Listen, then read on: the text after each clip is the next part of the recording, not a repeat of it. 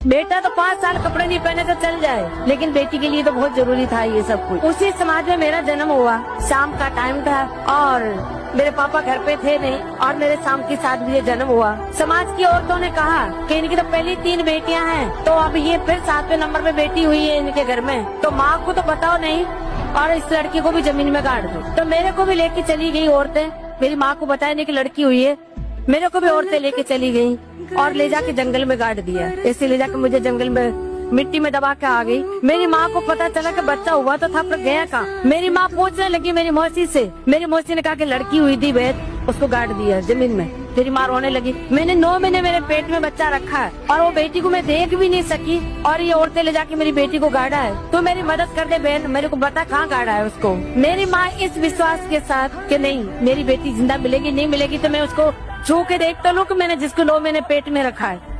इस उम्मीद के साथ मेरी माँ चली गई जंगल में मेरी मौसी के साथ। मुझे तो खोद के निकाला तो मेरी सांसें चल रही थी और मैं मेरी माँ को जिंदा मिली। ऐसे करते करते मैं 7-8 साल की थी। उस घर में मैं डांस कर रही थी और वहाँ पे टूरिज्म डिपार्टमेंट के लोगों की नजर पड़ी। उन्होंने मुझे स्टेज तक आने का मौका दिया। जो भी मुझे देखते ये कहते कि ये लड़की बहुत आगे जाएगी, बहुत आगे जाएगी, इसमें भगवान ने वो कला दी। उस आगे आगे के चक्कर में मैं 100 पैसे कहीं नहीं जा। उसी आगे आगे के चक्कर में मुझे भारत सरकार ने पद्मश्री दी,